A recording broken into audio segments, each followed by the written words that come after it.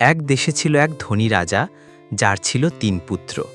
রাজা ছিলেন প্রবীণ, তাই তিনি সিদ্ধান্ত নিলেন পুত্রদের মধ্যে যার স্ত্রী সবচেয়ে গুণবতী হবে তাকেই রাজ্যভার দেবেন। তাই তিনি ৩ ছেলেকে ডাকলেন এবং বললেন, তোমরা ৩ জনই একটি করে তীর ছুঁড়া ফেলো।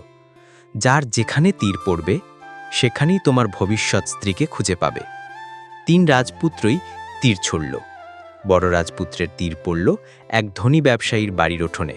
সেখানে তিনি এক শিক্ষিতা ও রূপমতী মেয়েকে পেলেন। মেজবাইয়ের তীর পড়ল এক সেনাপতির বাড়িতে ও রূপমতী মেয়েকে পেলেন। মেজবাইয়ের তীর পড়ল এক সেনাপতির বাড়িতে, সেও খুঁজে পেল এক সাহসী ও সুন্দরী কন্যাকে। কিন্তু ছোট ভাই রাজকুমার অরুণের তীর পড়ল এক জলাভূমির মধ্যে, যেখানে কেবল কাদামাটি আর এক ব্যাঙ বাস করত। অরুণ হতভম্ব। সে বলল, আমি তো ব্যাঙকে বিয়ে করতে পারি না। কিন্তু রাজা বললেন, তীর যেখানে পড়েছে সেখানেই তোমার ভাগ্য। তুমি যদি সত্যি যোগ্য হও তাহলে তোমার স্ত্রীও বিশেষ গুণের অধিকারিণী হবে। বাধ্য হয়ে অরুণ ব্যাঙকে নিয়ে এলো প্রাসাদে। সবাই তাকে নিয়ে হাসাহাসি করল, কিন্তু ব্যাঙটি বলল, চিন্তা করো না রাজকুমার, আমি তোমার পাশে আছি। এরপর রাজা ৩ পুত্রের স্ত্রীদের ৩টি পরীক্ষা দিলেন। প্রথমটি ছিল, তোমরা সবাই আমাকে এক থালা সুস্বাদু রান্না করে দেবে। যার রান্না সবচেয়ে ভালো হবে সে জিতবে। প্রথম 2 স্ত্রী নানা সুস্বাদু রান্না করল। অরুণ দুঃখে ব্যাঙের সামনে এসে বসে পড়ল। তখন ব্যাঙটি বলল, একটা ছোট পাত্র দাও। সে পাত্রে কিছু ফু দিল, আর আশ্চর্য, একটি মোহনীয় ঘ্রাণে ভরা রান্না বেরিয়ে এলো। রাজা যখন রান্নাগুলো খেতে শুরু করলেন, তিনি অরুণের স্ত্রীর রান্না খেয়ে বিস্মিত হলেন। এটাই সবচেয়ে সুস্বাদু, তিনি বললেন। পরদিন দ্বিতীয় পরীক্ষা ছিল, একটি সুন্দর পোশাক তৈরি করে দাও যা রাজসভায় পরার যোগ্য। আবারও ব্যাঙটি জাদু ব্যবহার করে তৈরি করল সোনালি সুতোয় বোনা এক রাজকীয় পোশাক, যা দেখে সবাই চমকে গেল।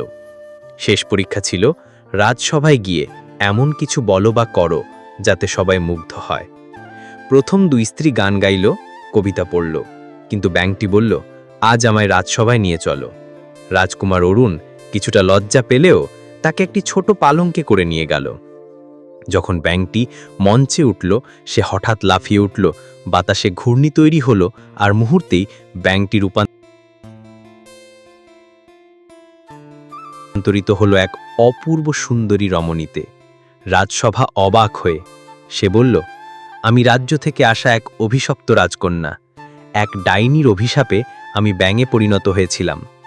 কেবল একজন সত্যিকারের সৎ ও দয়ালু মানুষই আমাকে মুক্তি দিতে পারত। অরুণই সে। রাজা গর্বে ফেটে পড়লেন।